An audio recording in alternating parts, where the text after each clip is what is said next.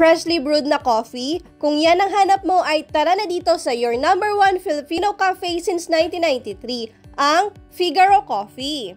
And bukod sa kape nila ay kilala rin sila sa masasarap na pastries. And dito sa Figaro silang Cavite branch na matatagpuan dito sa loob ng Hacienda Designer Outlet, bukod sa mga brewed coffee nila and pastries, meron din silang mga high quality na foods.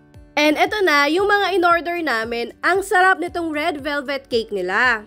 And panalo din sa lasa itong crispy liempo na may laing. Nag-order din kami ng grilled ham and cheese nila and itong pasta arrabbiata. Okay na okay talaga yung lasa ng mga sandwiches nila.